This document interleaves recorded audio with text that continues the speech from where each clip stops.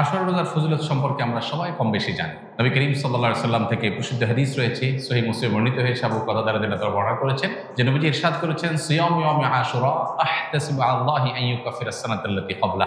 আশুরা রোজার ব্যাপারে আল্লাহর প্রতি আমার ধারণা হলো যে এর মাধ্যমে এক বছর পূর্বের গুনাহ আল্লাহ তাআলা মাফ করে দিবেন। এবং আশুরার এই রোজা এটা কতদিন যাবৎ পৃথিবীতে রাখা হচ্ছে সেটার উত্তর হলো মুসা আলাইহিস সালামের সময় থেকে রাখা হচ্ছে। তার মানে কয়েক হাজার বছর ধরে এই আশুরার রোজা পৃথিবীতে রাখা হয়। এমন একটা ইবাদত যেটার ধারাবাহিকতা হাজার হাজার বছর। তো এই আশুরার রোজা রাখার গুরুত্ব অপরিসীম। সাহাবায়ে কেরাম নিজেরা তো রাখতেন, নিজেদের বাচ্চাদেরকে পর্যন্ত এই রোজা রাখতে উদ্বুদ্ধ করতেন যারা রোজা রাখার মতো তাদেরকে, এবং সেই সাথে তাদেরকে খেলনা ইত্যাদি দিয়ে ভুলিয়ে রাখতেন। এটা ছিল নবী সাল্লাল্লাহু আলাইহি সাল্লামের সাহাবায়ে কেরামের সুন্নাহ। সেজন্য আশুরা রোজা আমরা রাখার চেষ্টা করবো ইনশাআল্লাহ। এই বছর আশুরা রোজা আমরা কখন রাখবো সেটার উত্তর হলো, আজ বাংলাদেশে এবং এ অঞ্চলে যেহেতু একদিন পরে চাঁদ দেখা যায় মিডল ইস্টের তুলনায়, সো আমাদের এখানে আজ ৮ই মুহররম।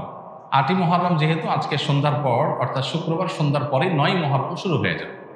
আর আশুরা রোজার মধ্যে সবচেয়ে উত্তম হলো ৯ এবং ১০ই মুহররম রোজা রাখা। ১০ মুহররম আশুরার দিন, আশুরা মানেই হলো মুহররমের ১০ তারিখ বা ১০ম দিন, অতএব সেটা তো আছেই। সেটা আগামী রোববার মুহররমের ১০ তারিখ হবে। শনিবার দিবাগত রাতে সারিকে আমরা মূল রোজা আশুরা রোজাটা রাখবো ইনশাআল্লাহ।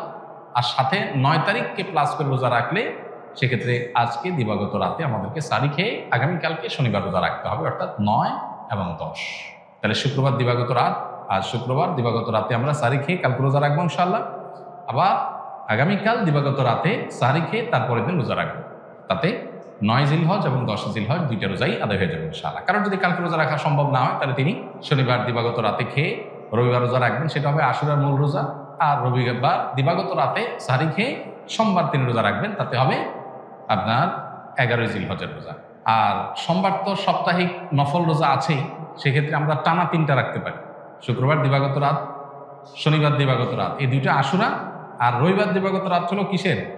সোমবারের সাপ্তাহিক নফল রোজা। তাহলে টানা 3টা রোজা হয়ে গেল। আর যদি কেউ একের ভিতরে 2 চান, মানে শর্টকাটে, তাহলে সেক্ষেত্রে শনি আর রবি রাখলে রোববারেরটা ডাবল নিয়ত করতে পারেন। 11ই মুহররম হিসাবে রোজা, আবার সোমবারের রোজা, দুইটা সব একসাথে পাওয়া যাবে। আর যদি কেউ 3টা রাখেন তাহলে তার সব বেশি, এটা বলার অপেক্ষা রাখে না। অতএব আশুরা রোজাগুলো আমরা রাখার চেষ্টা করবো ইনশাআল্লাহ। এদিন আল্লাহ রাব্বুল আলামিন মুসা আলাইহিস সালামকে বিজয় দিয়েছেন, সত্যের বিজয় দিয়েছেন। আর অসত্য বা ফেরাউন বাহ্যিকভাবে শক্তিশালী মনে হলেও দীর্ঘদিন অহমিকার সুযোগ আল্লাহ তাআলা ছাড় দিয়ে একটা পর্যায়ে তাকে চরম পরিণতি বরণ করতে বাধ্য করেছেন। সেই ঐতিহাসিক দিন আল্লাহ নবী মুসা আলাইহিস সালাম সেটার জন্য আল্লাহর কাছে শুকরিয়া আদায় করে তিনি রোজা রেখেছেন, এবং তার অনুসরণে আমরাও রোজা রাখি। এবং ইয়াহুদীদের রোজার চাইতে আমাদের রোজা যেন ভিন্নতর হয় সেজন্য আমরা 2টা রোজা রাখি। এবং সেই 2টা রোজার ভিতরে সবচেয়ে উত্তম হয় ৯-১০, ৯-১০ না পারলে 10-11, এই 2টা ধাপের রোজা।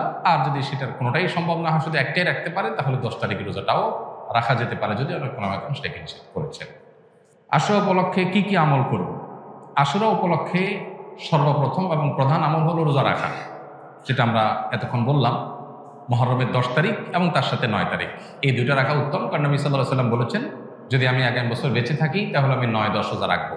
এই জন্য 9-10 রাখাটা উত্তম, এটা নবীজির স্বপ্ন ছিল, আকাঙ্ক্ষা ছিল। আর না হলো 10-11 রোজা রাখা, এটা হলো আশুরার প্রধান আমল। দ্বিতীয়ত, আশুরার এই দিবসের শিক্ষাটা গ্রহণ করা, এটা নিয়ে খুব বেশি আলোচনা হয় না। আলোচনা হয় শুধু আশুরার রোজা নিয়ে, ইতিহাসও আলোচনা হয়, কিন্তু আশুরার চেতনা কি, আশুরার শিক্ষা কি, আশুরা আমাদেরকে কি বার্তা দেয়, সেটা নিয়ে আলোচনা হয় না। সেটা আমরা আজকে আলোচনা করার চেষ্টা করেছি আলহামদুলিল্লাহ। অতএব আশুরা উপলক্ষে প্রতি বছরই আমাদের এই শিক্ষাটা ধারণ করা দরকার যে সত্যের বিজয় হবেই হবে 2 দিন আগে আর 2 দিন পরে। আর অসত্য এবং বাতিল লাঞ্ছিত, অপমানিত, পরাজিত, নিমজ্জিত হবেই হবে, সেটাও 2 দিন আগে বা পরে। ফেরাউন শক্তিশালী ছিল, ফেরাউন ক্ষমতাবান ছিল, জালিম ছিল, তাই বলে তার পক্ষাবলম্বন সত্যের অনুসন্ধানে মানুষরা করেনি।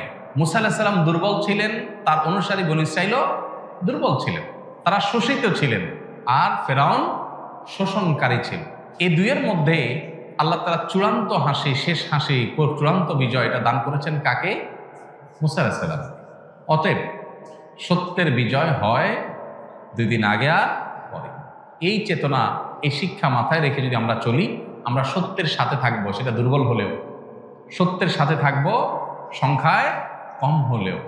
আমি শুধুমাত্র শক্তি, সামর্থ্য, দল, গ্রুপ, মতাদর্শ এগুলো দেখে, জোয়ার দেখে আমি চলবো না, আমি আদর্শের ভিত্তিতে চলবো। এই শিক্ষাটা আমাদেরকে আসলে দিয়ে থাকে। অতএব সেই শিক্ষাটা আমরা ধারণ করার চেষ্টা করবো ইনশাআল্লাহ।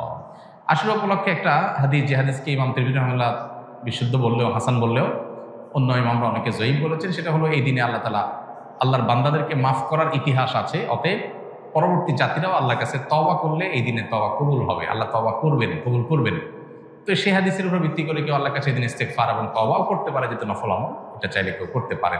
মুহররম আসলেই মুআবিয়া রাদিয়াল্লাহু তাআলাকে নিয়ে বিভিন্ন আলোচনার জন্ম নেওয়া হয়। হযরত মুআবিয়া রাদিয়াল্লাহু তাআলা কি সাহাবী ছিলেন? মুআবিয়া রাদিয়াল্লাহু তাআলা সাহাবী ছিলেন, এটা নিয়ে তো কোনো প্রশ্ন থাকার সুযোগই নেই। আমরা সবাই জানি তিনি সাহাবী ছিলেন এবং মুআবিয়া রাদিয়াল্লাহু তাআলা আনহু আমাদের সমস্ত মুসলমানদের কাছে শ্রদ্ধার পাত্র।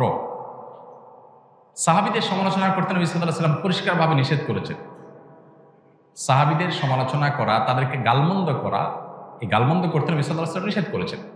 মুআবিয়া রাদিয়াল্লাহু তাআলা আনহু সহ সাহাবা ইকরাম সম্পর্কে আমাদের ধারণা হলো, মানুষ হিসাবে তারা কেউ ভুলের ঊর্ধ্বে নন, তাদের কোনো ব্যক্তিগত ভুল থাকতে পারে। কিন্তু প্রথম কথা হলো, সাহাবীদের ব্যাপারে কোরআন সুন্নাহ যে সমস্ত মর্যাদার কথা বলেছে, সেই সমস্ত মর্যাদাগুলোর কারণে তাদেরকে আল্লাহ যদি মাফ করে দেন, আপনি আমি সমালোচনা করার কে? বদর যুদ্ধে অংশগ্রহণকারী সাহাবীদের সম্পর্কে নবী সাল্লাল্লাহু আলাইহি ওয়াসাল্লাম বলেছেন, সহিহ বুখারীতে আসছে, আমালু মা শি'তুম কাদ গাফারাল্লাহু লাকুম, তোমরা যা খুশি করতে পারো, আল্লাহ তোমাদের মাফ করে দিয়েছেন। কত বড় কথা! অতএব সাহাবীদের গালমন্দ করা, নিন্দামন্দ করা জায়েজ নাই। হোসেন রাদিয়াল্লাহু তাআলা আনহুর যে কারবালা গঠনে নির্মমভাবে সপরিবারে শাহাদাত বরণ করেছেন, সেটার সাথে মুআবিয়া রাদিয়াল্লাহু তাআলা আনহুর কোনো দায় নেই। অহেতুক অনেকে সেটাকে জড়াবার চেষ্টা করেন। হোসেন রাদিয়াল্লাহু তাআলা আনহুর শাহাদাতের সাথে ইয়াজিদের যে সম্পর্ক বা ইয়াজিদের বাহিনীর যে সম্পর্ক, সেটাকে মুআবিয়া রাদিয়াল্লাহু তাআলার উপরে দায় চাপানোটা একেবারেই অহেতুক।